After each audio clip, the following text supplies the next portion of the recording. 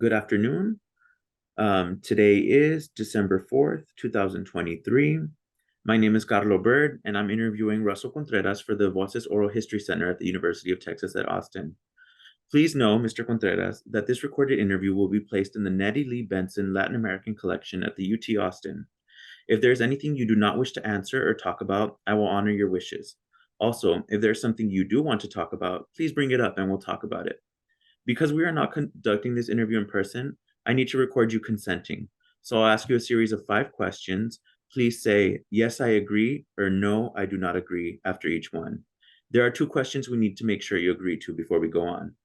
Voces wishes to archive your interview, along with any photographs and any other documentation at the Benson Library at UT. We will retain copyright of the interview and any other materials you donate to Voces. Okay, so here's the first question. Do you give Voces consent to archive your interview and your materials at the Benson Library? Yes. Awesome. Second question. Do you grant Voces copyright over the interview and any material you provide? Yes, although if the material is with the Associated Press, they have the copyright. Yeah, okay, perfect. And do you agree to allow us to post this interview on the internet where it may be viewed by people around the world? Yes. Awesome. We have many questions in a pre-interview form that we already filled out. We use that information from the pre-interview form to help in research. The entire form is kept in a secure Voices server.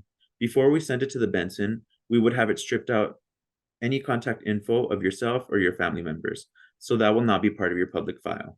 Your public file will only be accessible at the Benson Library. Do you wish for us to share the rest of your interview and your public file available to researchers at the Benson? Yes.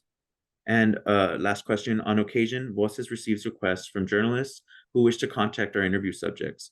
We only deal with legitimate news outlets. Do you give consent for us to share your phone numbers or your email with journalists? Yes. Awesome. Okay. And so we can finally get into the questions. Thank you for your patience through all that. And so could you tell me a little bit about what you do? I'm currently in the race and justice reporter or the senior race and justice reporter for Axios, where I cover race and justice nationally, where how it intersects with the administration, but also how it intersects in the lower 48 and Hawaii and Alaska, and occasionally Latin America as the co-author of the Axios Latino newsletter. Awesome. And how long have you been doing this work? I've been in journalism for more than 25 years, started in the late 90s.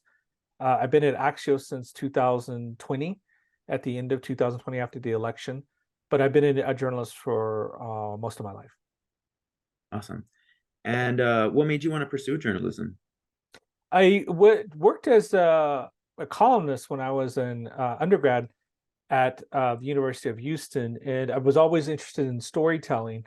I think I really didn't understand what a journalist was, even as an undergrad, because I didn't take journalism classes. I was a history and English major, and I focused on literature and writing. And it wasn't until I started grad school at the University of Houston, pursuing a PhD in history, where I then made the switch to go to journalism full time, and then later getting a job in Conroe and the Houston Press, then Alternative News Weekly, and then that's just launched my career. Awesome. And so you've been in the game for a while, and you also covered the pandemic, and that's why we're here today. And so, um, how did that unfold? How did you recognize the seriousness of the pandemic Well, it as was a in March. Yeah, it was in March of 2020 when we started seeing stories about the pandemic, and I remember getting notes that they were sending us home, and I was getting a lot of getting anxious. And I remember leaving the Associated Press. I just wanted to come home, and I thought at the time we may have be home for 2 weeks, maybe a few weeks, not knowing what was in store.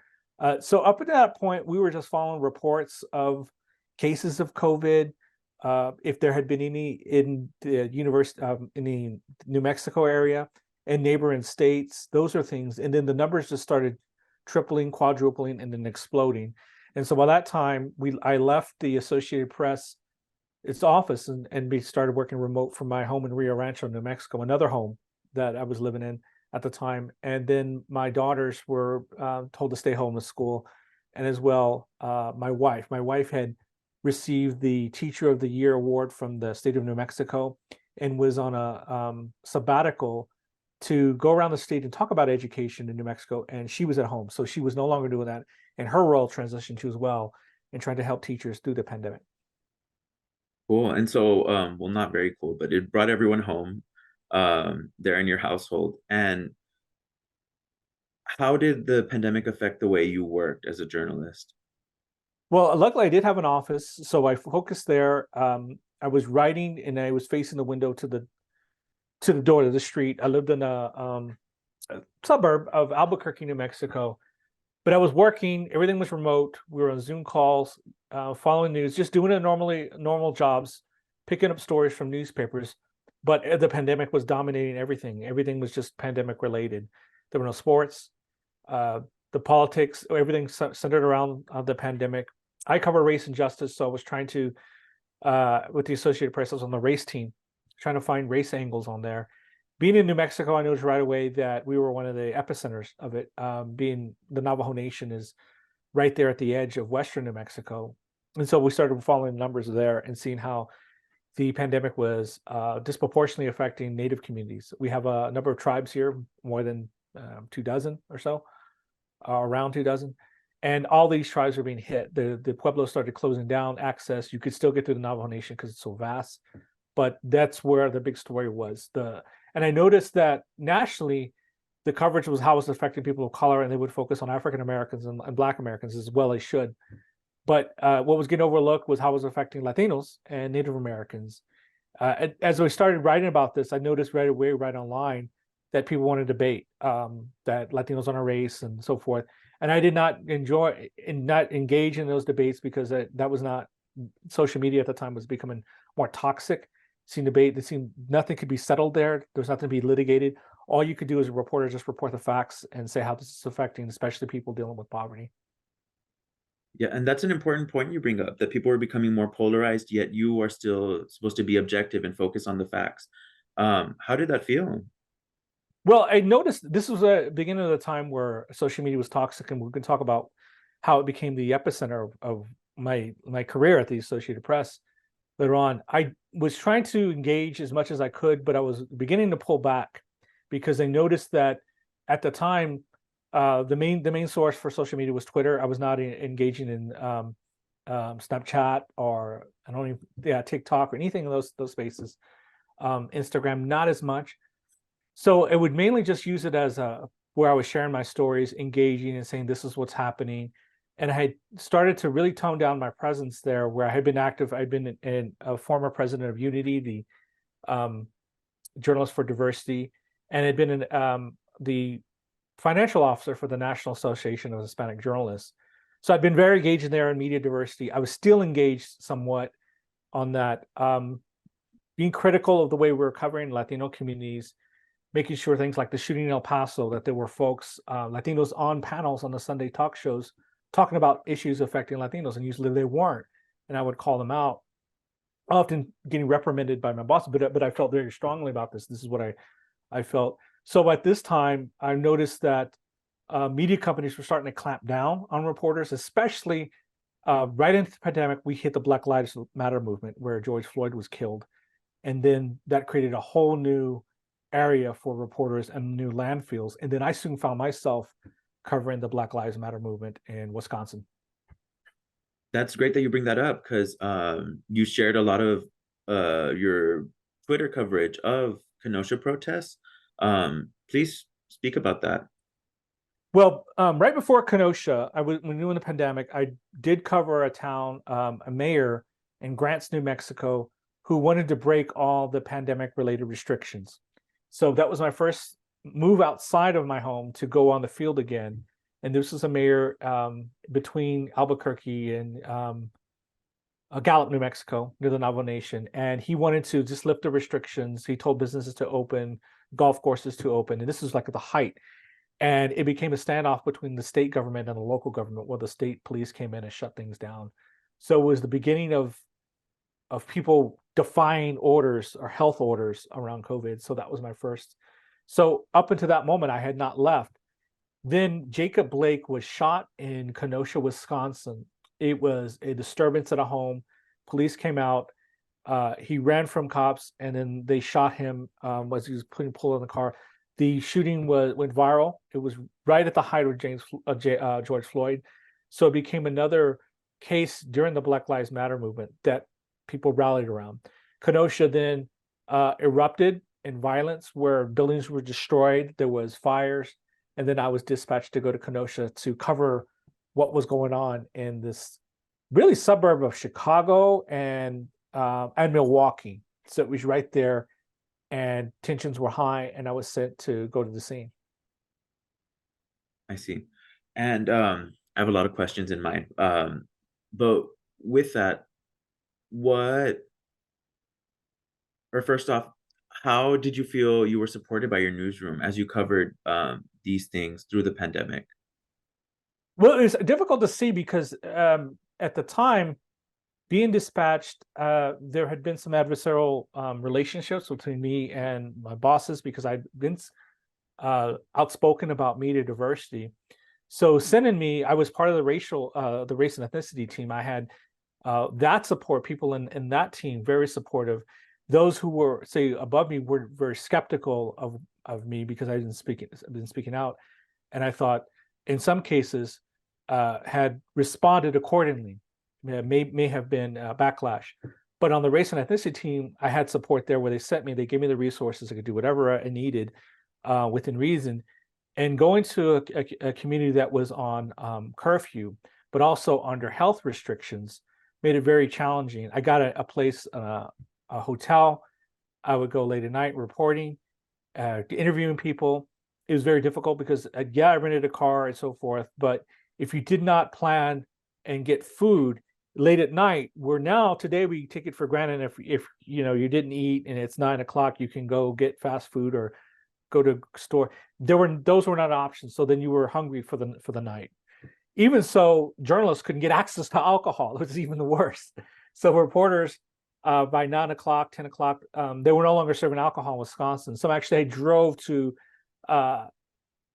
nearby Illinois to get alcohol at a gas station and a sandwich, as they were covering this cases that were trying to file stories and so forth.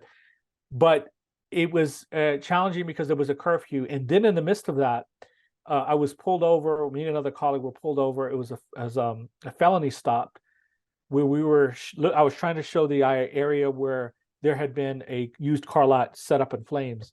And as we were sending up there, we turned around because there was a blockage, and they were surrounded by cops with weapons drawn. In that part, I was my colleagues. It was in her rent a car. I lost my keys somewhere in that rent a car, and so I ended up losing keys to my rent a car. I had to be out there till 2 a.m. waiting for a tow truck that never came. It's very scary because, one, it was the pandemic. Two, it's a curfew. The places there's national, or not, I don't know if they're National Guard, but there were police presence all over the place from other departments. I let them know what I was doing. My car was stalled. I lost the keys. Ended up having getting towed, and I had to get a new car, or getting to the airport. So that was another added layer of the tensions of covering a racial justice story in the middle of a pandemic, with the presence of police around, where me as a journalist of color and a man of color, that could do potentially a target. So I was trying to negotiate all that. Oh, by the way, also checking home to make sure that I was okay. Also wearing a mask, taking the precautions I needed. Yeah, so that's like all the intersections in Yeah, one. And yeah. wow. Were the police there to check on you all, like to see what you all were up to? No, they very seldom checked on. In many cases, they saw the reporters and the news media as adversarial. As once they pulled me over, and I explained who I was and I showed them the deal, they're like, okay, this is who you are. You know, we're just worried about outside people coming in. We're getting news reports that outside people are coming in to set more fires. There had been a number of burnt buildings around us.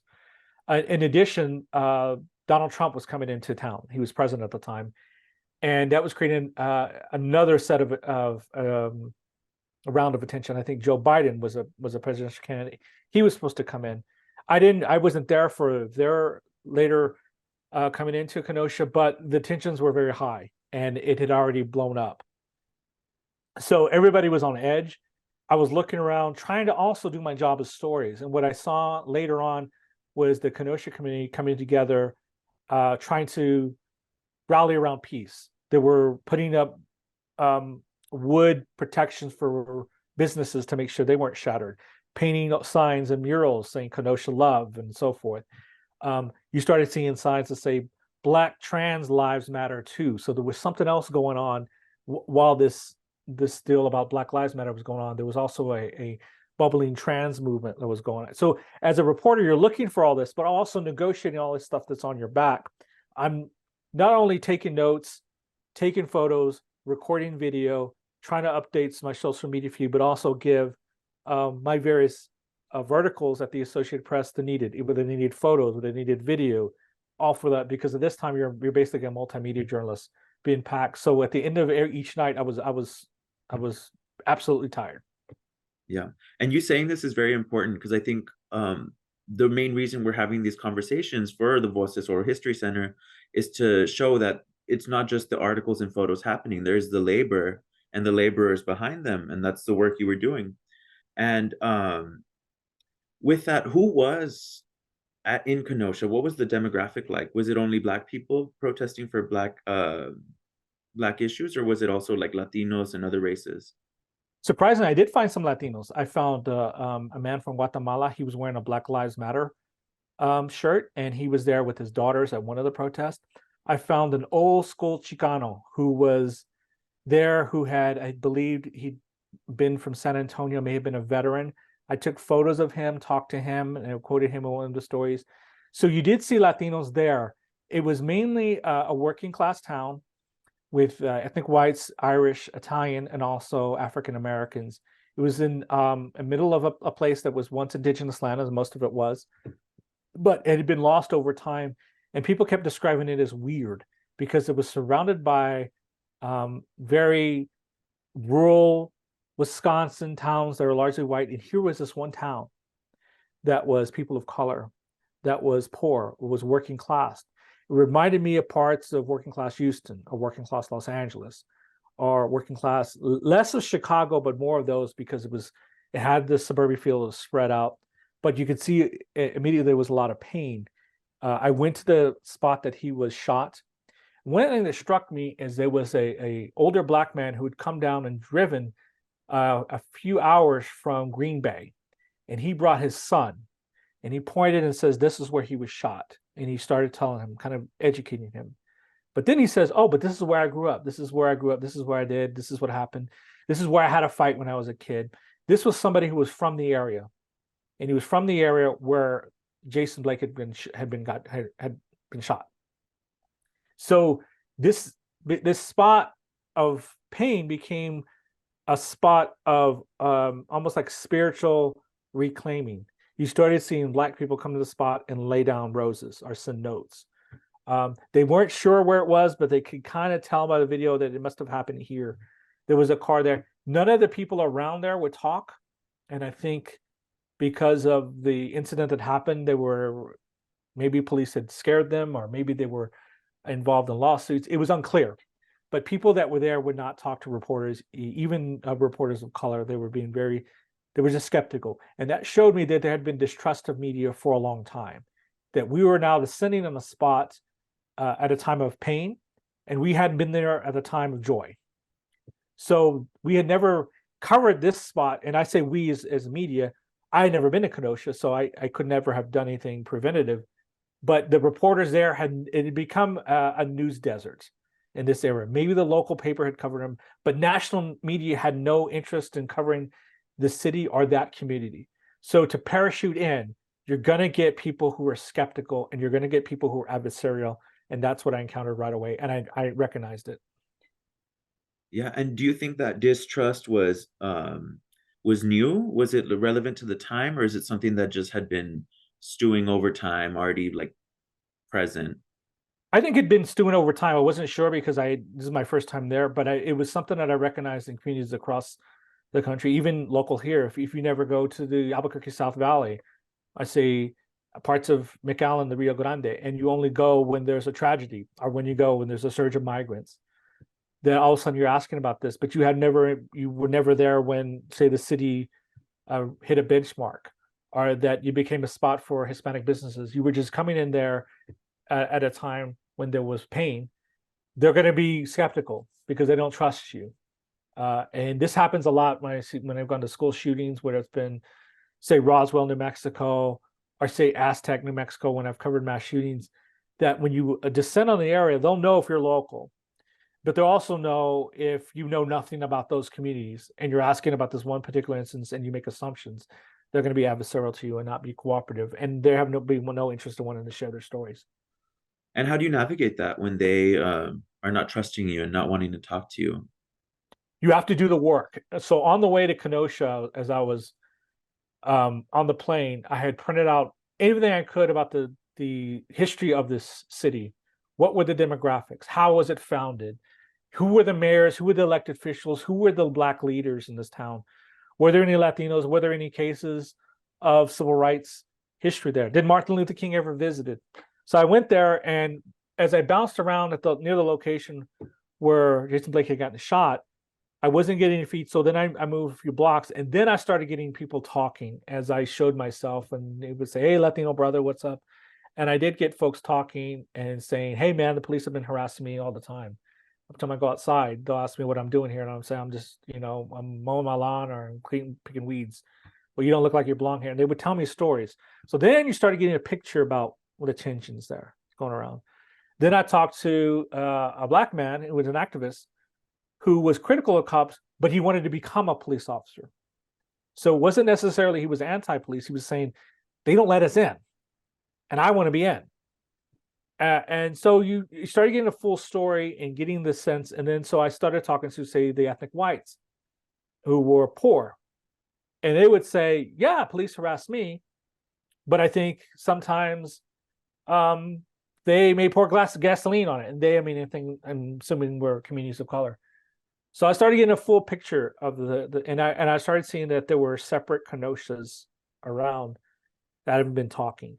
And that to me seemed to be evidence of a lack of political leadership of gathering folks. And so it was at a time of the Black Lives Matter movement where all these tensions and wounds were now finally being exposed to the general public. And Kenosha was just one story. Yeah, and we don't have to get into it, but it reminds me of this documentary called The Two Towns of Jasper. Yes. Yeah, exactly like that. Okay, so you know what I'm Right. talking about. Yeah, exactly.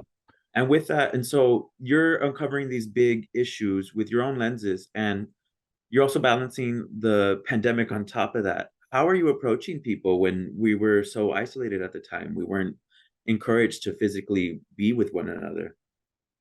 Well, one thing that I did when it was interacting still with Zoom, but on the field, what I would do is I would bring a lot of masks, and I had gotten to the point where I had ordered different masks that would reflect my personality. Some of them with the flag of New Mexico, some with the Aztec calendar on it.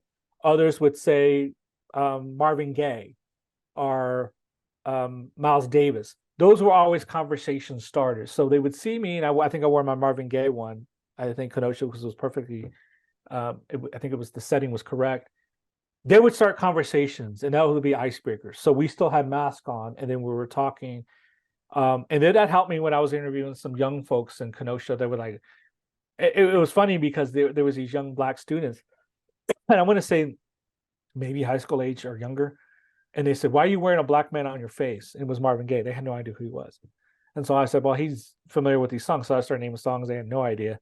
And then I sang a couple. Oh, yeah, I know that song. That song was sampled by so and so. And so those became icebreakers. And so those are things that develop over time with COVID that fostered new sets of social interaction that weren't there before, but they were needed as we were being isolated and distrustful of each other and worried that we're going to catch something from each other. That those were things that we're able to break the ice and start conversations that we hadn't had before. Yeah, and because you've been a reporter since before, during, and after. So, given that you've been adapting, like, what's the biggest change you've seen amongst those transitions? Well, we Like, started working from home, and that was the best. We didn't need to be in a big newsroom, so that setting was blowing up. The Associated Press in Albuquerque, New Mexico, with the bureau that I had worked from, I moved from Boston and to come to AP. 12 years prior, that we had been down to two of us in the newsroom. So every day we would commute both from Rio Rancho to 45 minutes to the offices at the Albuquerque Journal, where the Associated Press Bureau was located. And we didn't need to be there. We could have worked from home even before the pandemic, because very rarely did people come to meet us in the office. They did occasionally, but very rarely. Probably I can find a handful of times each year. We were there mainly for maybe some technical service for newspapers, to man the phone calls, but then again, we could have got those phone calls forwarded to our cell phones. So it didn't show that we needed to be there, but in the legacy media companies, especially among veteran journalists, everybody felt we needed to be there for some sort of cohesion. But even we were reported out of the Phoenix bureau, where there was more staff, and then that staff edited all the bureaus from the state and the West region. They all came to Phoenix, so they all, when it may have been interacted, but for reporters, we didn't need to be there. So it put a damper in saying, why are we spending all this money and overhead for these offices that we don't need to go to, that are a waste, because you're spending electricity, you're spending money to whatever entity you're paying for these big rooms with only two people. And this was a bureau that was once 13 people strong and had been gone down to two. Because of the reduction of newspapers, they've gotten smaller and smaller. And I've noticed that the Associated Press, one of my jobs was to go through each newspaper and pick up the top stories of each one across the state, put it on the wire so that everybody could share it. It was being harder and harder because there were less reporters in those areas. And with COVID, it even knocked them out even more. So some newspapers I noticed were becoming ghost papers. There were papers that existed in towns that had no local reporters. They were actually sharing from each other already. So the AP, our job was already done. We became less relevant in those spaces, so we had to produce new stories. But it was very difficult when you can't even leave the space of your home. So if you can't leave the space of your home, why even go to the office? So even after COVID, I know that the reporters there were still at the AP said, why are we still in this model? This model's old. Why are we even doing the newspaper model? Less than 20% of our revenue comes from newspapers. We should blow it up and fundamentally change things, because this business model no longer works. Yeah. And thank you for breaking that down for me. And with that, I'm sure there was probably personal beliefs and ideology on how serious the pandemic was and vaccines and whatnot. Was that ever like a talking point in the newsroom, navigating that safety and those? Among some, I mean, some, we would say that you're required to be vaccinated and so forth. And I got vaccinated. I think I was the first one in my family to get vaccinated. I was on a list of kind of essential quasi, so I got vaccinated, and my wife did, and then my children. When I came back from Kenosha, I quarantined my place, and I stayed in my office for 2 weeks, not coming out. I'm putting pressure on the family because my wife had to do everything with our daughters, doing cooking dinner and so forth. And I would come at night and in with a mask on and do the dishes. That was our deal. So that put pressure on us. What was difficult is seeing the reaction on social media. Facebook was still a large presence, where people were interacting. This is the 2020 election was coming up, and people were still spreading false information, sharing stuff. I did have a brother-in-law who was sharing misinformation online. He and I were really cool, but he did not want to get vaccinated because he was believing what was being told, that he could have a heart problem. He had other health problems too as well, but he ended up getting COVID and dying that Christmas because of that. It made me angry because he later agreed. We finally convinced him to get the vaccination, but he got it too late, and then when he caught it at a Thanksgiving dinner, which we did not attend, we did not want to get exposed each other for that, and he got COVID, and he passed away by Christmas. So it made me angry that all this information was it could be very disseminated against people who had a lot of fears, a lot of questions. And us being so isolated, it was easy to do. And so bad actors were able to do that. And so he was one. I had other people, other family who got it. I knew other folks who got COVID and died. So it affected us as a Mexican-American family too as well. And that's really unfortunate. I think misinformation does have really huge implications like that. And how do you balance your personal beliefs as like when you're reporting or even engaging with your family? Because that's a touchy thing for people. Some might just say, oh, like your brother-in-law, that because of their health, they're not participating. So, No, it's difficult because I don't want to become the know-it-all either. I don't want to go on social media. So occasionally I say, hey, this is not fact, this is here. And that never worked, because what happened is you did that. My sister did this a few times with other relatives. You got attacked from all their followers. And then it served no purpose. But what I would do is try to do one-on-one conversations. Hey man, get vaxxed, bro. It's not a big deal. The other guy's a loser. Don't listen to him. Right. What was most discouraging is these people who knew what I did as a living. They had shared stories I did, and even in cases would brag that I was in the media. Oh, he's a fair guy. They, of course, they would say the stereotypical things they would see here from their talk radio. Oh, he's probably a left-wing socialist and so forth. Um, and they would post things basically calling for the death of journalists, repeating some of the things that Donald Trump supporters had said. That journalism they were the enemies of the people, and they were enemies to the country and so forth, and had posting things, but basically calling for my death. And not me personally, but people like in my field. And so that was difficult. I'd wanted to respond a few times, like, hey man, do you want me to die? And I never did. I never engaged. And this is when I stopped engaging on Facebook, especially in this time, because I served no purpose. That Facebook was more of a place where you go to fight, and engagement was measured by how we interacted with each other in an adversarial way to start fights, to beef up engagement. And I think that's when Facebook tried to change its algorithms. And unfortunately, in doing that, they also took away how news is engaged, and news traffic went way down. So in the efforts to take away this combative environment, they took away the news, and now it's very difficult to get any kind of news on Facebook or getting our stories promoted through Facebook. and does that still stand to today? Yes, it stands today. Our traffic on Facebook is minimal. It's small. I think we may have gotten 40% of our traffic on Facebook, and now it's like 4. And so it's a small percentage. So as now at Axios, my work, it's mainly an online mobile. That's where our presence are. We have to try to get engagements elsewhere. So social media, Twitter, as it was never a spot, even though it engaged, and especially now that it is downfall, and some of the Elon Musk's behavior that people have, and that way advertisers have turned away. I've turned away from there and posting, because now I notice they've taken away my blue check. I'm not there. And now whenever I post something, I get engagement from people from far right, somewhat neo-Nazi flavor stuff. It's just an interaction. It's not worth it. So I very seldom engage there. And I'll probably be knocking and killing my account soon when I don't no longer need it. And what does that mean for you as a journalist? Well, you have to well, one, I spend less time on social media, and I spend more time reading books, which I should have done so in the begin with. But I've gone to Threads, I've gone to Blue Sky to post stories where there's few people can still engage with me. It's not nearly the same traffic, but it's better traffic than it is now on Twitter, because of the algorithms, where I'm not a paid subscriber. I'm not going to pay for that product. And the people that interact there are not people that will help me in my reporting.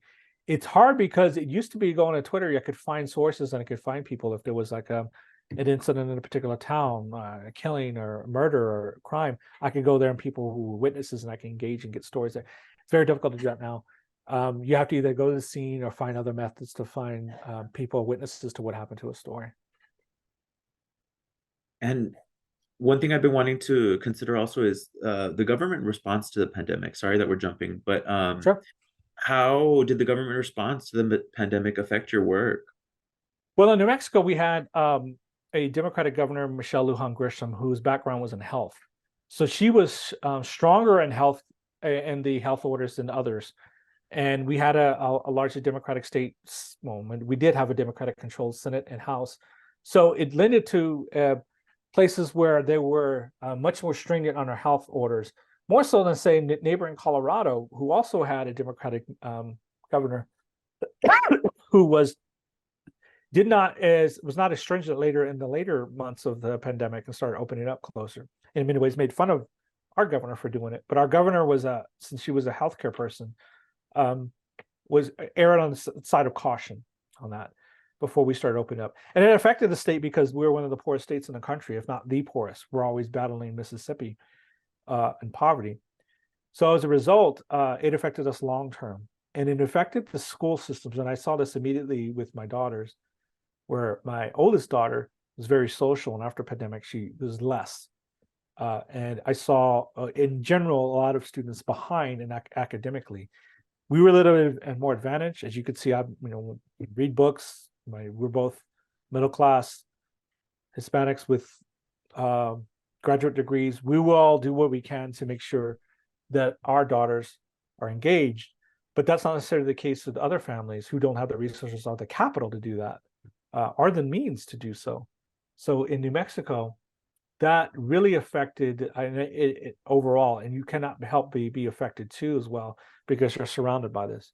There were an occasion where Michelle Lujan Grisham did called out because there were stories that she, during the pandemic, while she was shutting down businesses and couldn't operate, went out and bought jewelry. And so that was a big backlash. The same thing that happened with Gavin Newsom, that it was like, and do as I say, not as I do. And there was a backlash on that. And that helped Republicans with ammunition, saying, look, you're asking us to make sacrifices that you yourself are circumventing. And so that was something that politically damaged her, and I think will be a black mark on her throughout her tenure here as governor. And thank you for sharing that. Thinking about those work styles we developed during the pandemic, is there any that you kept after the fact? Well, I started working from home, and my hours changed where I did not necessarily work a traditional 9 to 5. I would get up early, may do some other errands with my children during the day, and then they would go off and do something, and then come back at work. And I was actually working longer, but I felt I was working smarter. So, say like I was traditionally at the Associated Press, I'd be there 11. There was nothing for me to do. I would be looking for stories and all that, and I had a break from 11 to 1, and it would pick up again. Now, when I knew I had a break and there was nothing going on, people were returning my call, there were lunch and everything, I would take a longer break. But instead of just shutting it down at 5:30, I would keep going. And it especially helped if they were at home and they were playing around and I wasn't engaging. I'd wait for them to go to sleep, and at night I would have time to write. So that helped where I'm at night. It seemed at first a little scary saying I'm actually working longer, but I'm actually working smarter. So I'm not wasting time where I'm sitting at the computer trying to get a story done and they keep coming in my office. Whether I could say, okay, let me just step aside and not work. But from 7 to 9, I'm on. Or 9 to 11, I'm on. No one's going to stop me. The stories became stronger. And it was during this time that I noticed something while we were looking for stories. I was able, in my last months of the Associated Press, I was able to do stories that I'd always want to do, because everybody was so pandemicked out. They started looking for non-pandemic stories, and I started sneaking those in. Stories that I tried to do that I literally had to wait for an editor to either retire or die to finally get in. And one story I can point to was a piece that I'd want to do for years on the Underground Railroad to Mexico. During Hurricane Harvey, years before the pandemic, I had stumbled upon a story when I was in a historic black area of Houston called Freemanstown, area developed by emancipated enslaved people, that one house was destroyed. And one of the people I interviewed said it was unfortunate because when they tore it down, blah, blah, blah, they found out it had a connection to the Underground Railroad to Mexico. And I mentioned this on a call, and my black editor at the time for our race and ethnicity team was fascinated, and so was one of our race and ethnicities national writers. And he was like, I've never heard of this. You got to be lying. And so I tried to pitch the story, and yeah, it's not right, or hey, you got other things to do. Until finally, at the right moment, I did this story, and this was one of the last big stories I did at the AP. It garnered a lot of attention while I was being interviewed. And that's what got the attention of Axios later on. Because after what has happened in the pandemic and because of the Black Lives Matter movement, a lot of media outlets were facing pressure by their journalists of color to hire more Black and brown reporters to cover these issues. And Axios, still being a startup, it was founded in 2017, didn't have this yet. And so they said, yes, we agree, let's go find it. Who is this dude here, Russ? We should go ask him to apply for this position. And then they reached out to me, and that's what started our conversations. And how did you feel as a Latino covering this intersectional story? Well, I felt good, but I also knew that, knowing that when we cover race, it has been a large black-white dichotomy for years and continues to.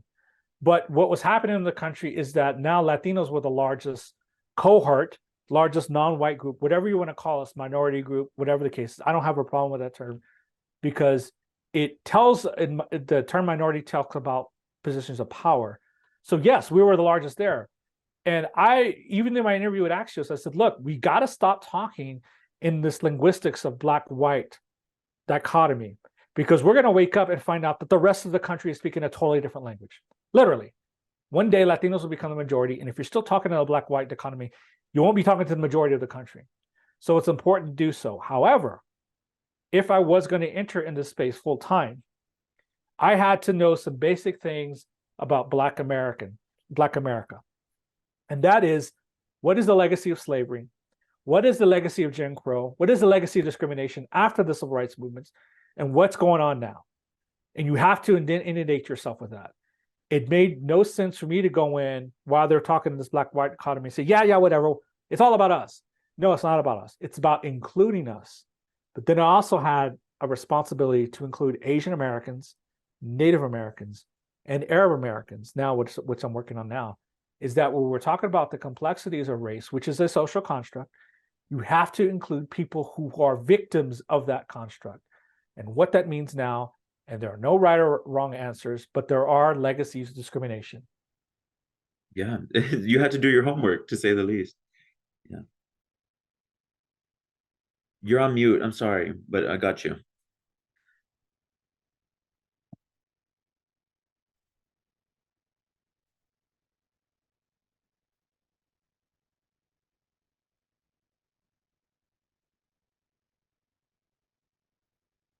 Sorry about that. No worries. How are we on time, by the way? We're good. We're good. We're good? Okay. I have a few more. Okay. But before I get onto them, because you did share some very important stories with me via email, I'd love for you to speak about them, because it's about your time working as a reporter during the pandemic. And so you talked about the Underground Railroad to Mexico. Would you like to speak about the other ones? And Yeah, right. Yeah, right after that, I've been covering the pandemic. What I did, one of the last stories, I was covering also the misinformation that was going on social media. And the last story I did for the Associated Press was on a group called ADOS. There were a hashtag on social media called the American Descendants of Slavery. And many folks had said, well, this is a good hashtag talking about Black Americans descended from slavery and not Black immigrants. So they're trying to differentiate and say, what is owed to this? Great conversations. However, there had been studies that said, look, people running this hashtag are connected to misinformation. And they have connections to possibly groups that are anti-immigrant, that may be artificial, and we're posing questions. So I wrote this story, and I became attacked on social media for this, for not reaching out to the right people. When I did, they blasted me, posted my questions online, doxed me. Some people were calling me, putting my address online. So it became a big backlash. So at the Associated Press, they did not like any of the social media backlash. And so I got I reprimanded for this. And I wasn't the only one. There were a lot of journalists of color who were getting reprimanded for social media posting. This was happening a lot. Wesley Laurie from the Washington Post was also doing this. In fact, a lot of journalists of colors had the same experiences where they were posting social media. Some were saying their opinions about Black Lives Matter movement, are openly saying things about their newsroom, and we're getting pushback, because that's not what reporters are supposed to do. And what we were saying is like, no, that's not what white reporters are supposed to do. What are our obligations as journalists of color to speak on this matter? Some of it defines us by birth. We have to speak that. We're not asking to take a stand, but what saying Black Lives Matter is not necessarily a political stance. It's saying don't kill Black people for no reason. And so in my particular case, the organizers of this were able to get the Associated Press to say, look, he's taking sides, even though I'd done my reporting. And so I saw the writing on the wall and said, okay, this legacy media company does not get it. So by that time, my conversations with Axios were heating up. And I said, it's time to go. I've done all I can here. And Axios knows everything. They have no problem with it. They have their own policies. They say, we want you to be a personality, do what you can do, don't embarrass us, do good stories. Are you willing to do so? And I said, yes. I noticed a change right away. And this happened, unfortunately, right before the election when I made the transition. So this was the only election I was able to cover for the first time since I was in this business in 2020. So it was one of the most important elections. And I was right in between the transition. And so when I started at Axios right afterwards, I noticed the change right away that I was so inundated with the Associated Press that this was the pinnacle of journalism, been around for hundreds of years. What I noticed, I started looking at the data as we were writing stories and they were going to newspaper sites all over the country. And yes, they were going to hundreds, but who was reading them? They were going to these newspaper sites and being buried on the websites. You had to click, click, click to get them. The reach was being small. I go to Axios and immediately my first story, tons of emails, tons of feedback, tons of interaction. I'm there. And I noticed that this right here, this cell phone, is where the news consumption was happening. And it was happening through the Associated Press and going through the back channels, but it was like the fourth thing, where Axios was number one. And we're writing in a smart brevity format that lends itself to the way people were consuming news and people were getting that. And so I knew right away, I saw the change. I saw my profile go up. And by that March, Axios approached and says, how about, part of our business model is putting things on smart brevity and then putting them in a newsletter format that we can email folks. Would you be interested in starting a new product called Axios Latino, which is a product with Telemundo? We have this idea. Could it work? And I said, yes. And I started in December. By March, we were launching this new project and I was one of the co-authors and it took off. It was like night and day, a very supportive environment.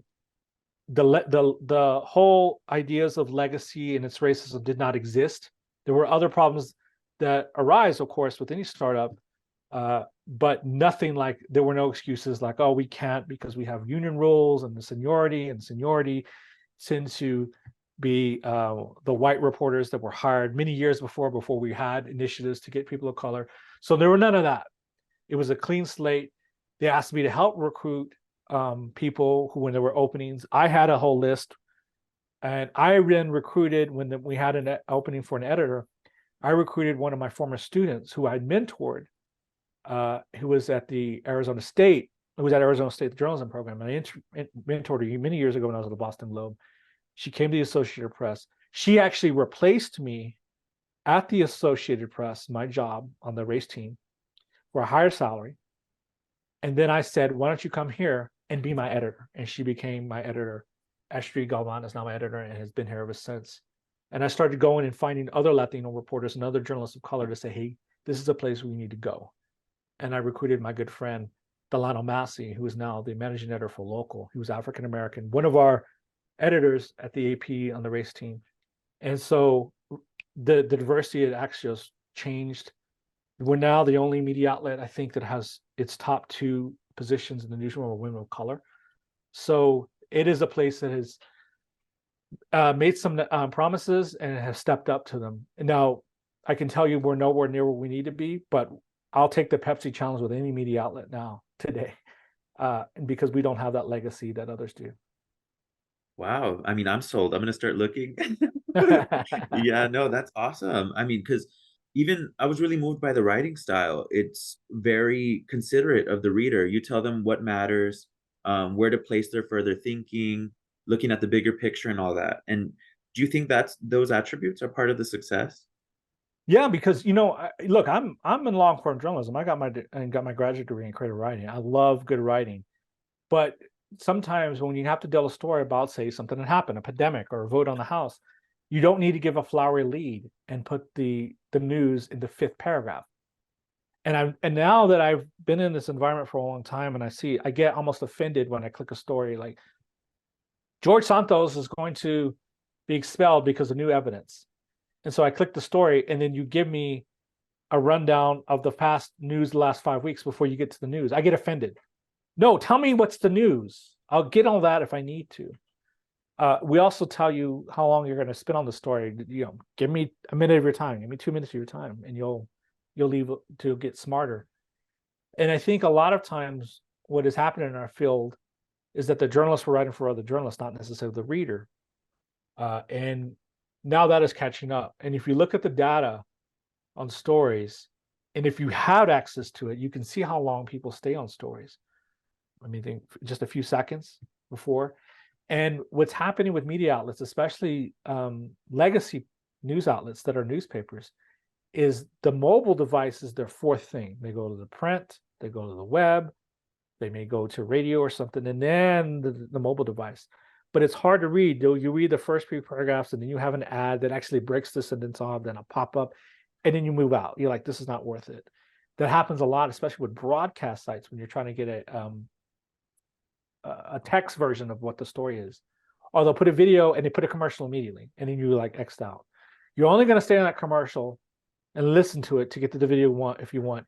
If you're trying to get information for your fantasy football team, if you get information about why that car crashed overturned, you'll probably say, oh, I don't really need to know. I got time. I'm going to deal with that. So Axios has figured out the model of get in, get out, give it to in a email format, give it short, and that's where the growth is because people want that accessibility. Yeah. People love bullet points nowadays. I think that's a huge factor. Yeah. Yeah. Were you gonna say something? No. Okay. I was gonna ask, what was the story that impacted you on how you viewed the pandemic? A story you covered. The one thing that, I mean, I think the Kenosha was one because it was an intersectionality of the health orders and what was going on with Black Lives Matter. It was just a collision that one could not escape. And I think I was left knowing that something was going on in the country. And at that point, I was already talking to Axios, kind of skeptical because I did my last long form piece because I spent time and I'm like, oh, I really like doing this. I don't know how many people read it looking back. I read it. I know my family read it and my friends read it, but did anybody else read it? Did it have any impact? I don't know. I'll never know. And that was one that affected. And then the leading up to my departure of the AP, seeing the reaction or the lack of reaction to support I was getting, that I knew and that it was a pandemic and I knew that things were going to change. And going back into the newsroom, I didn't know I was a changed person. I was not going to go back in that newsroom the same person as I left. And I was not going to put up with some of these same excuses about diversity in the stories we're going to cover anymore.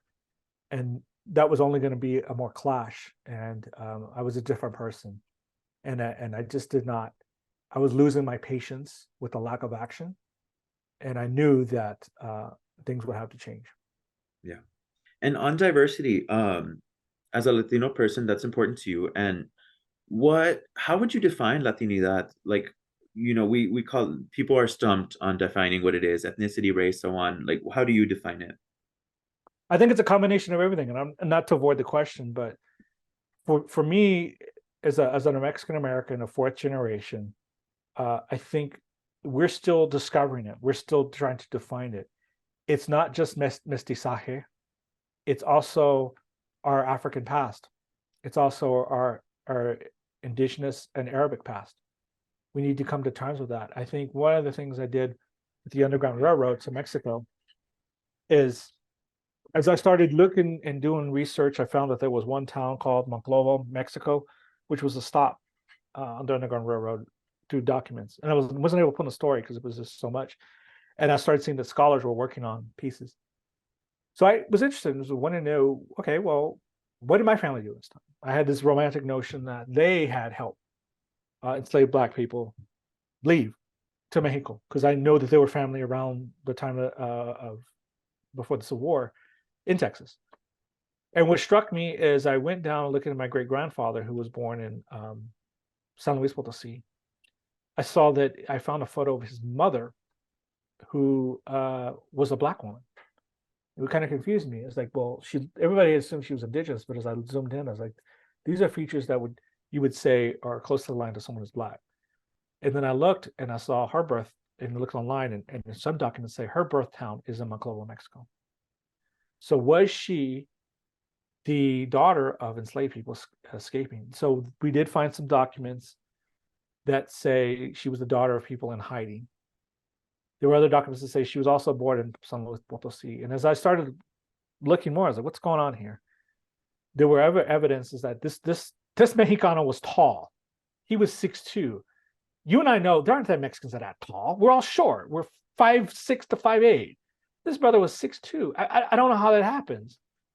And they were also, he married a woman who's very indigenous. I was talking to you earlier from Laredo, and he was a blacksmith in Houston. And as I was talking to some of the elders on my mom's side who knew him, and a cousin who knew him too as well, said he would get very upset because as a blacksmith, and when he was doing his work, and white customers would come in, they would use the N word at him. And I said, what did you ever ask why that was the case? And they said no, they thought because he was a dark-skinned guy. And then I found at one of the census, I don't know if it was the 2010 or 2000, I don't know, excuse me, 1910 or 1920 census, that under race or ethnicity, I don't know how it is, remember, but he listed himself as, or whoever it was that categorized him, listed it as mulatto. So this broke up some things in me that I was concerned about, and I think we don't discuss with Latinidad outside of the East Coast, is how influential is our Black past, especially for those Mexican Americans in Texas. You see it on, and now that when I go to Brownsville, I see it. I see it in Laredo. I see it in San Antonio, and I don't think we've had that discussion yet. It's not as evident as it is if you're saying Caribbean, Afro-Caribbean, but it's evident there. It's the way we talk. It's a language. There's a reason why there's hot tamales in Mississippi, and they call them a Southern, and we don't discuss how it got there, and nobody has a good explanation. There are reasons why there are blues influences in Tejano music, or in rock with Latino. There's these discussions that we never talk about, and I think for Latino Lad, when we're talking about it, these are things we have yet to explore. There have been people who've written about it. There have been books that touch on it, but in our literature and our novels from the Chicano movement, we very seldom jump into this. We've had some recent novels in our literature where we're engaging this, but if you look at early Chicano history, it's like black brown. We're repeating the same black white dichotomy, the problematics of that, by creating a white brown dichotomy, and not really, and that's not a full picture. I think for the rest of my life, as long as I'll be a journalist, that's something I'll be tackling from here on out. And I sort of said, well, if this affects me, who else does this affect? Now, I'm not going to interview everybody's stories and get them and be their therapist, but I am going to point out stories that point to this mystery and these changes that we have yet to tackle, but we will have no choice but to do so in the future. Yeah, and that's huge because I'm relating to it too, because I also have a maternal great grandmother who was very much not white, and we always speculated, oh, maybe she had a black parent or a black grandparent. Right. But it just ended at speculation, just because, oh, it's just she has curly hair, and it was just from one person. Yeah. How did it happen? I mean, I think because it was the people that were fleeing were so scared, and they had to disappear, and they really didn't know their names because they had the names of the enslaver.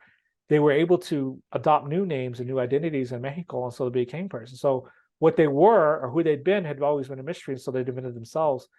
But they also wanted to protect their family from the discrimination they would face. And maybe it was self-hatred, maybe it was self-preservation. The deal is we'll never know. Yeah. But it's up to us to try to pose those questions and see what we can find out. Yeah. A small question with that. Where do you even begin to look for records that old? Well, you go to ancestry.com, you could do DNA tests.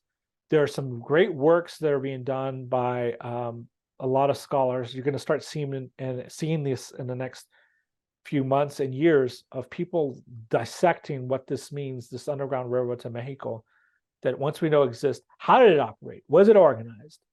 Where did they go to?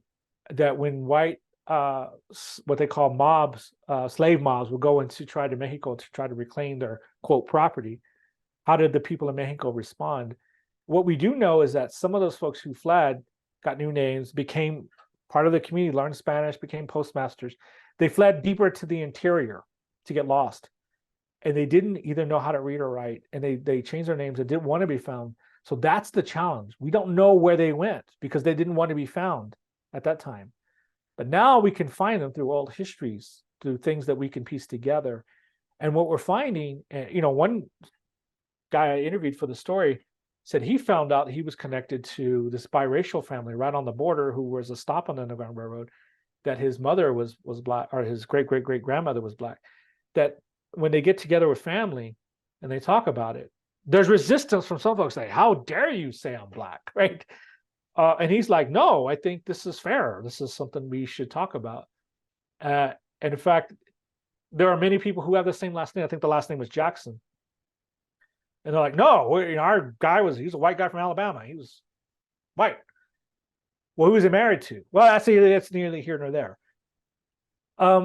So these are questions that we've always had to ask ourselves. It used to be just trying to admit that we had indigenous past. We like to say that it's just a Spanish past, especially here in New Mexico. I can tell you right away, everybody is and a lot of people here are invested into this Spanish purity, which is also based on white supremacy and racism, and based on an idea of trying to get New Mexico a state in 1912 by saying it's not a place of mixed mongrel people, as was the critics would say, but a place of Spanish purity, that has transcended over generations, and we're still dealing with the legacy of that. And I think, being my position as someone in Houston who has this mixed heritage, who knows about it, you can see this complexity, and it goes back to our original question about how we cover race.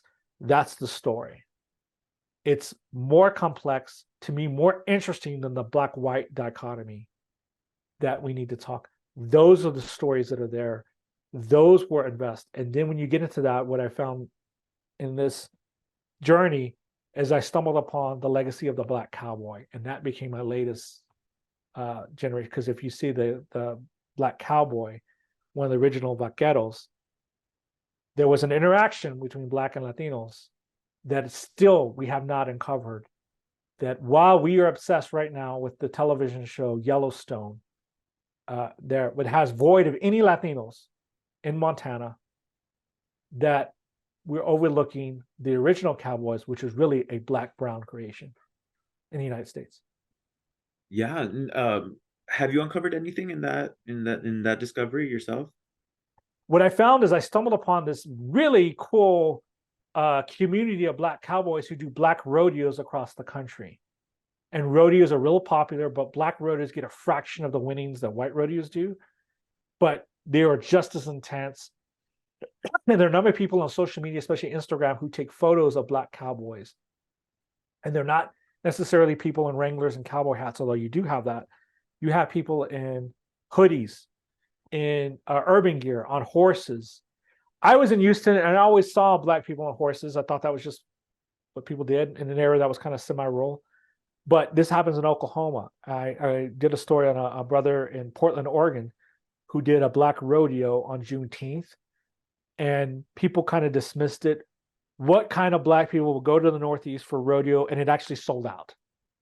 And it was one of the most popular events that the organizers there, or the people who run the facility, said, "Let's bring this again." So there is a hunger there. And I think we've yet to tap in what's going on in this area. It's about Black perseverance. These are the people, are the original folks who've kept the first generation of emancipated people alive because they were in rural areas. They're keeping a lot of their cultural ways there, and it manifests itself in a rodeo. To me, that's fascinating, because you're looking at Black people, the absence of whites, how they survive and what they created. I just can't get enough of that. And validly so. I mean, it's such an important story to tell, and it's amazing that you are covering that sort of thing and giving it the time and effort. With that, and I'm sorry to jump topics again, but you mentioned that folks in New Mexico cared a lot about Spanish heritage, and you shared a story that kind of reflected that. And I don't know if I had my dates right, but it seemed like it was during the pandemic. And so I was thinking to myself, like, this is what y'all are worried about during the pandemic. So could you Well, tell me about? this is a good point, because if you remember during the racial justice marches, they started taking down statues of people connected to enslavement and Confederate statues. Well, here in New Mexico, they started taking down statues related to conquest. So Native Americans were saying, okay, they in Virginia are taking down Robert E. Lee. We in New Mexico want to take down the Yonate statue, or that statue of the conquistador. That needs to go down. If you're going to be uh, if you're going to be just in what you're saying, we need to get rid of these symbols of racial hatred, then you need to also confront your own. And in New Mexico, it is the celebration of the conquistador and what he represents, because it's mainly women, it's mainly men, that you have privileged these statues that have always been full of tensions between Hispanics and Native Americans. But it's the way Hispanics in New Mexico celebrate their heritage. They're very interested in their history, but they're interested in pre-colonial, not civil rights. So, for example, we don't have any statues in New Mexico of George I. Sanchez, the civil rights leader who played a key role in desegregation, corresponded with Thurgood Marshall before Brown versus Board of Ed, who they have a school named after him at the University of Texas. He's from Albuquerque. There's nothing. And I remember way before the pandemic doing stories about him, that this product of New Mexico, where we privilege our Hispanic heritage because we have the numbers, that you do not celebrate. And so after I did this story, it confronted the school board, and they actually named a school after him. So I felt very connected to that it was the activists who saw we need to do something. So when you flash forward to the racial justice protest, these symbols of tensions, this conquistador, started coming down. And so I wrote a few stories, and one of my sources who I talked to years, who was in LULAC and all these events, he got really angry at me when I started writing stories saying, I don't get it. I'm from Texas. You're an idiot. And he did not want to engage in those spaces. He wanted me to stop. And finally, he ended up writing a letter on behalf of LULAC, which was a violation of their policies, where he said anybody who's teaching that conquistador is bad at the University of New Mexico, those classes should be banned. Basically, essentially calling for the banning of ethnic studies. And so I called LULAC and said, no, that's not our position. And he later got removed, and it became very intensified. He wanted to pursue legal action. At that time, the Associated Press says, we see nothing wrong with it. These stories are, accurate. And there was a group of folks in New Mexico who still to this day are angry that I did those stories. That for some reason they wanted me to side with them and saying you're attacking, our heritage. And me just calling balls and strikes and saying, no, these Native Americans are saying the same thing these Black activists are saying. This is offensive to us. We're not saying you shouldn't, talk about this, but we shouldn't use public money to celebrate them, because these folks were responsible for the pain of my ancestors. Where do you draw the line?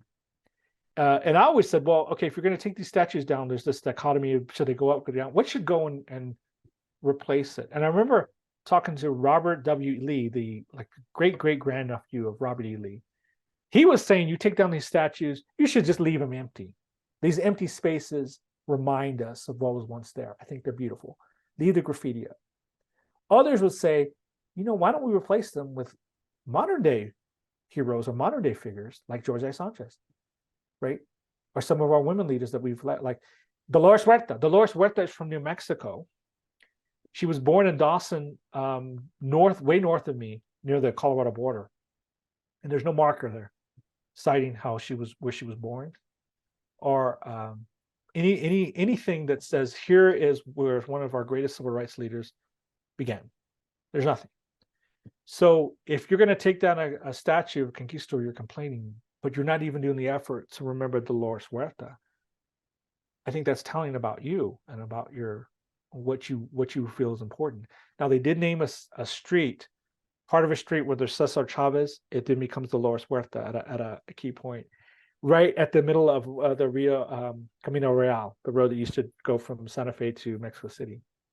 So that's important, and that's, I think, symbolic.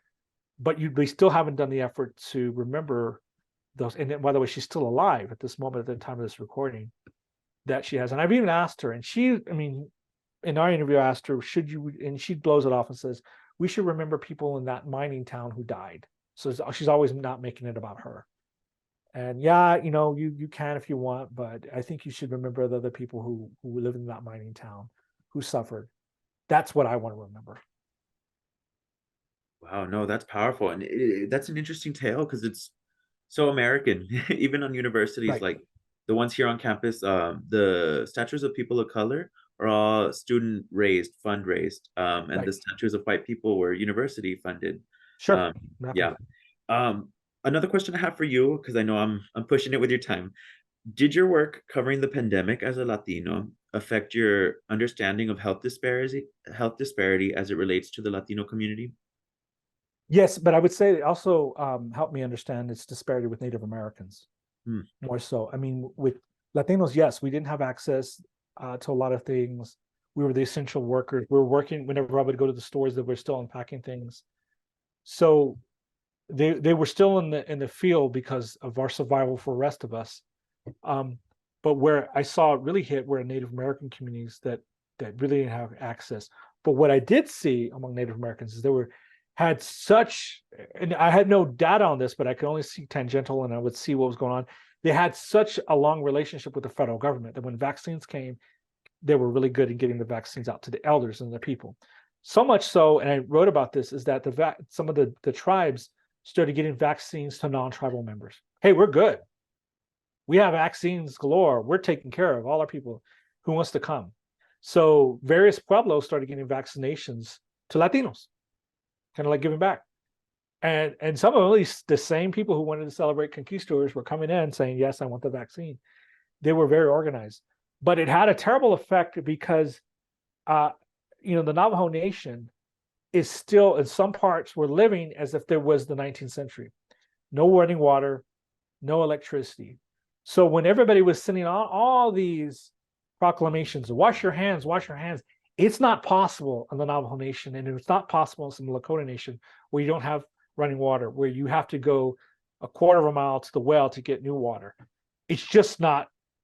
It didn't make sense. So it was spreading faster in those areas. So it got me thinking about poverty and thinking, how much have we changed since Robert Kennedy did his poverty tours? If we were to go to the same spots that he visited in parts of Mississippi, Lakota Nation, Appalachia, Central California, how much of things have really changed? And I would say we're no longer fighting hunger, we're fighting malnutrition. We're all eating fast foods. So we're not with the stomachs, but we're fighting obesity. We're still facing problems of access to, say, some basic electronics, and we have no access to broadband. So what exposed to me in some of the Latino communities, especially the rural areas, is they didn't have access to broadband. So they could not access telehealth, and their students could not access internet for classes. So you started seeing some, when I would drive around, families going outside of McDonald's parking to get Wi-Fi so their kids could go to class. It was a sad scene. I saw it a few times. Not one nation, you saw it all the time. People would tell me that, yeah, it happened. They would go to Wendy's or the McDonald's or the library, that they couldn't go in because it's still closed, but they kept the Wi-Fi on. They would go in and access it, and that's how they would do their classes. To me, that's just a gross exposure of inequality that I think, like, it angers me, and it just motivates me to do that Robert Kennedy book eventually, trying to follow the areas he visited and where we are today. Yeah, no, I mean, that's so compelling. I mean, it needs the effort and time because, I mean, they're not going to get any better if we're not helping them. Right, Um, we right, as in, like, society, the government. right. Um, and Russell, is there anything else you'd like to share for this interview? Um, No, I would say that the thing that came out is we've lost a lot of people, but what came out of it was that in media, at least, we did not want to go back to the way things were. We had people that came out, and people say that we were woke, but I never really was expecting the backlash, and it is. I think what will define us is what how things can dismiss as political just ideology, and some things that are just that we could frame as no, this is the right thing to do, and it's not about politics. It's about where we're going to be as a nation. I don't think we'll ever return to the days of apartheid media. It just can't happen because consumers will recognize it, reporters will speak out about it, and you won't survive.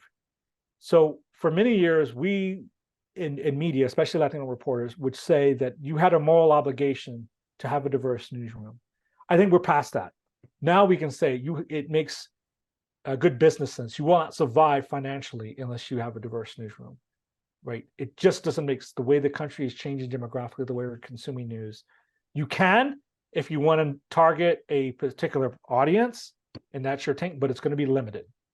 If you're going to survive in the new ecosystem, you have to have people that reflect in the communities that look like you, and you have to have difficult conversations. If you don't, you won't survive.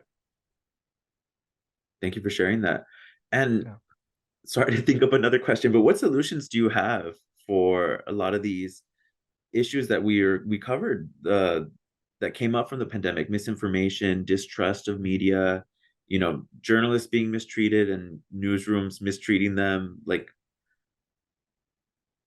I think do, you have to have journalists of color in the newsroom. You have to have I would say I would add to that LGBTQ plus journalists. You have to have journalists who have disabilities in the newsroom.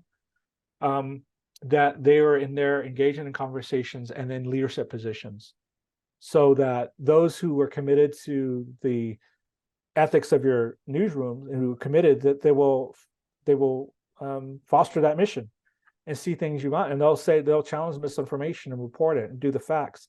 We're not advocates, so we're not going to go and march in the streets, but we'll do our jobs in gathering and telling stories and showing the truth. The truth is subjective, yes, and it's not about objectivity, but it's about being accurate. If you're accurate and honest, those people will survive the torrential hate on social media going on. That it, especially with the coming of AI, that a lot of newsrooms are not having conversations about, especially the small newspapers, because they're in survival mode. The ones that are on the cusp we are definitely. What does this mean to us? Is this taking our content and repackaging it? Is it, should we be worried about AI generated reports? All that should be happening now. Because I don't think we even know what the end of the tunnel will look like. We're just seeing that there's a light there, and we're just barely entered it. So those are things that we have to look out, but it will not do us any good if we don't have the right staff, the right personnel, and the right missions to enter that tunnel. If we do that, we're just going to be circling in the dark, bumping into each other, crashing into walls, and getting scraped knees and breaking bones before we can crawl to what's deep down there, which is a long ways off. no, I mean, I agree, especially the AI part. Right. Plagiarism has been a bit talking point for a lot of media personalities. Right. Yeah. But for sake of your time, anything else you want to add for recording sake for the Oral History Center? No, I think that's great. I think the really like the oral project. The center interviewed my great uncle, who was a World War II vet when it first started, a Holocaust liberator. So it's an honor to be part of this effort and to continue not only your work, but his work and remembering us as a people. Yes, and I want to say, Russell, you're still young, so I'm gonna have Dr. Maggie bother you again in a decade or so, 2 decades, Sure. because you have a lot to share. That's Sure. very important.